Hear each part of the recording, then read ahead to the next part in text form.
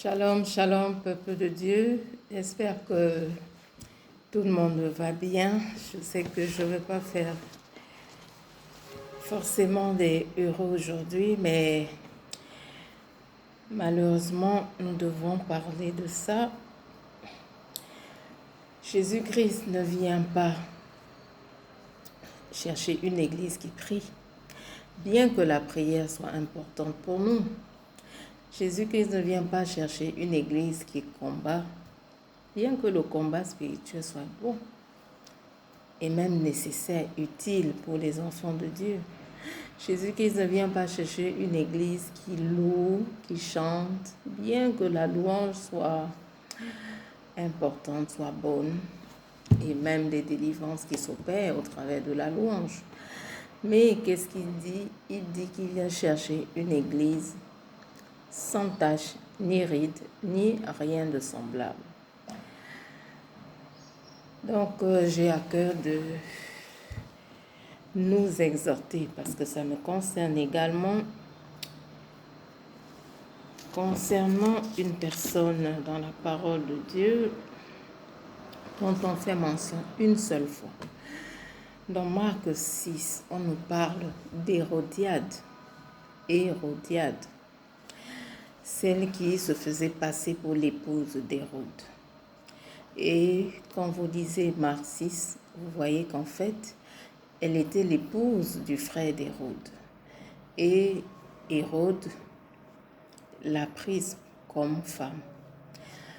À cause de cela, Jean-Baptiste, lui qui était quelqu'un de droit, lui qui était quelqu'un d'honnête et qui disait la vérité, quelqu'un de véridique, qu'est-ce qu'il a dit à Hérode? Il ne t'est pas permis d'avoir Hérodiade comme épouse. Donc plus il lui martelait cela, et plus, qu'est-ce qui se passait? Ça énervait Hérodiade. Hérode lui-même le concernait. Il continuait à écouter Jean-Baptiste, le faisait venir quand il avait envie d'entendre la parole de Dieu, certainement pour un peu assouvir sa conscience, ne serait-ce que 2-3 secondes. Mais Hérodiade était très mécontente. Et qu'est-ce qu'elle a trouvé donc comme subterfuge? Le jour où sa fille a dansé devant Hérode, devant ses convives, et que le roi, dans son emportement, a dit « Qu'est-ce que tu veux que je te donne ?» Quand la fille a couru demander à Hérodiade « Qu'est-ce que je vais demander à papa là? Qu'est-ce que je demande à Hérode? Qu'est-ce que tu me conseilles ?» Là, elle a trouvé une occasion de vengeance. Elle a demandé la tête de Jean-Baptiste. Ce que je veux qu'on réalise dans l'attitude d'Hérodiade, c'est quoi? L'homme de Dieu est venu vers elle. L'homme de Dieu a parlé. L'homme de Dieu a exposé son problème. Et qui l'amenait à quoi? À la repentance. Au lieu qu'Hérodiade prenne ça comme une alerte, comme une parole d'avertissement, au lieu qu'elle change d'attitude, qu'elle change de vie surtout, qu'est-ce qu'elle a trouvé bon de faire? Celui-là, je dois lui ôter la vie. Aujourd'hui, beaucoup de personnes, parce que des serviteurs de Dieu, parce que des servants de Dieu pointent leurs péchés, qu'est-ce qu'ils font? Au lieu de se repentir, au lieu de se mettre en règle avec Dieu, qu'est-ce qu'ils font? Il me faut la tête de cet homme de Dieu. Il me faut la tête de cette servante de Dieu. Ça ne va pas peut-être être physiquement, mais ça peut être spirituellement, ça peut être par des colibés, par des critiques, ça peut être par toutes sortes de choses abjectes, parce qu'il faut mettre l'homme de Dieu ou la servante de Dieu au sol, parce qu'elle l'a pointé ou parce qu'il a pointé notre péché. L'homme de Dieu ou la servante de Dieu sont là, placés pour faire quoi? Pour avertir également. La parole de Dieu dit, nous sommes des gardiens, les frères, les uns des autres. Nous sommes gardiens. De la même façon que je te garde, de la même façon, toi, tu me gardes. Tu as le droit de me dire, toi, servant de Dieu, mets telle chose en règle, ça c'est pas bon devant le Seigneur. Telle ou telle attitude, ça ne va pas devant Dieu. Tu es dans ton droit parce que tu es également là pour veiller sur moi. Moi, je suis là pour veiller sur toi. Je peux voir des choses que toi, tu ne vois pas. Un homme de Dieu peut voir des choses que tu ne vois pas. Un homme de Dieu peut t'alerter parce qu'il voit que là, devant toi, tu es en train de te plonger. Tu es en train d'entrer encore plus dans le péché, de t'enfoncer encore plus. Qu'est-ce que l'homme de Dieu ou la servante de Dieu vont faire? Là, mets-toi en règle. Oh, il n'était pas permis de vivre avec tel homme sans être marié. Il t'est pas permis de vivre avec telle femme sans être marié. Il t'est pas permis de faire de la fraude. Il t'est pas permis de te livrer à la corruption. Il t'est pas permis de mentir. Il t'est pas permis de voler. Prenons ça bien. J'ai toujours dit, mieux vaut avoir à côté de soi une personne qui nous dit la vérité. Une personne qui va exposer nos vies, qui va nous dire quelle est notre réalité. Parce que sans la sanctification, nul ne verra le Seigneur. Dieu vient chercher une église sans tache, ni ride, ni rien de semblable. Il ne vient pas chercher une église qui fait semblant. Il ne vient pas chercher une église adultère. Il ne vient pas chercher une église menteuse, une église voleuse, une église qui est livrée à toutes sortes d'horreurs, de péchés. Non. Jésus-Christ vient chercher son église qui vit sans tache, ni ride, ni rien de semblable. Et n'oublions pas ce qui est dit dans Matthieu. Le dernier jour, quand on viendra devant Jésus et qu'il dira « Éloignez-vous de moi, vous qui commettez d'iniquité. » Est-ce que c'est ce que toi qui m'écoutes, tu aimerais entendre le dernier jour? Est-ce que c'est ce que tu aimerais entendre quand tu vas fermer les yeux ici-bas? Que Jésus te dise « Éloigne-toi de moi, toi qui commets d'iniquité. Éloigne-toi de moi parce que tu ne vivais pas selon mes voies. Éloigne-toi de moi parce que tu étais fornicateur. Éloigne-toi de moi parce que tu commettais des horreurs sur terre. » Est-ce que c'est ce que toi, tu aimerais entendre quand tu vas fermer les yeux ici-bas? Je ne pense pas. Ne soyons pas comme Hérodiade.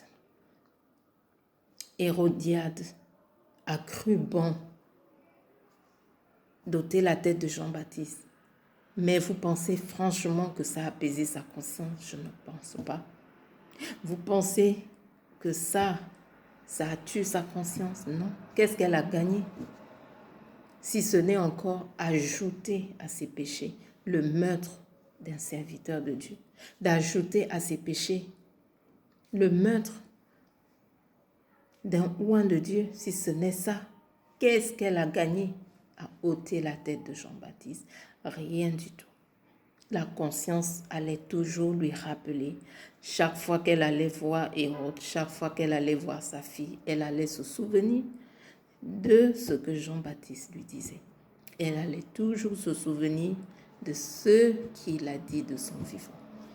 Donc ce n'est pas en arrachant les têtes des hommes de Dieu, des servants de Dieu, qu'on va avoir un semblant de paix. On ne peut pas avoir la paix. Ce n'est pas possible. Tant que la conscience est encore là, tant que nous n'avons pas tué notre conscience, tant que le Saint-Esprit existe, il sera toujours là pour nous rappeler que ce que nous faisons là n'est pas en droite ligne avec la parole de Dieu.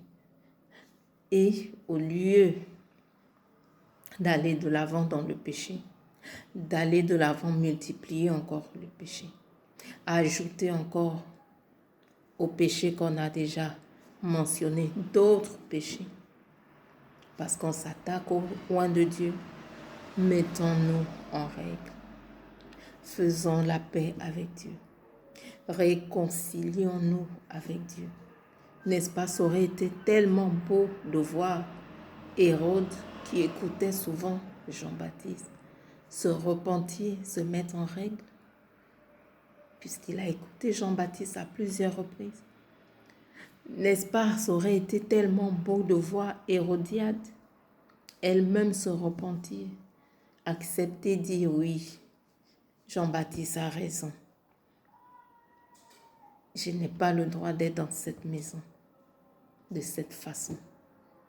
Je dois me repentir. Je dois m'éloigner de cet homme. Je dois arrêter de vivre avec cet homme, même si c'était le numéro 1 de l'époque. Non, elle aurait gagné à changer de vie. Mais elle a plutôt préféré s'enfoncer davantage dans le péché. Quand la voix de Dieu nous appelle, quand Dieu pointe un quelconque péché dans nos vies, soyons réceptifs. Ayons l'oreille attentive. Ayons le cœur ouvert. Quelle que soit la personne qui vient nous parler, qu'elle ait un jour dans le Seigneur, 10 ans dans le Seigneur, 20 ans dans le Seigneur, même si c'est quelqu'un qui n'a pas le Seigneur. Tant que c'est quelque chose qui n'est pas en droite ligne avec ce que Dieu nous demande de faire, mettons-nous en règle. Changeons de vie. Nous gagnons toujours à nous mettre en règle avec le Seigneur. Nous gagnons toujours à ôter le péché de nos vies. Parfois, nous combattons. Nous sommes dans toutes sortes de combats spirituels. Nous sommes dans toutes sortes de prières. Parfois, des problèmes même perdus dans nos vies, tout simplement parce que nous n'avons pas mis certaines choses en règle. Nous gagnons toujours à nous mettre en règle devant Dieu. Nous gagnons toujours à ôter le péché de nos vies parce que Dieu est un Dieu saint. Si notre camp est saint, Dieu combattra avec nous. Si nos vies sont pures, Dieu combattra avec nous. Si nos vies sont pures, Dieu agira en nous, il agira dans nos vies. Nous gagnons toujours. Mais si c'est l'abomination et nous ne voulons pas changer et nous ne voulons pas nous mettre en règle, qu'est-ce qui se passe? Dieu devient notre ennemi. Au lieu de combattre nos adversaires, Dieu devient lui-même notre adversaire. Ne soyons pas des copies d'Hérodiade, mais empressons-nous toujours de nous mettre en règle et d'être toujours clean devant le Seigneur. Que chaque fois qu'il nous examine, qu'il n'ait rien à nous reprocher. Que le Seigneur nous bénisse richement et à une très prochaine vidéo. Shalom.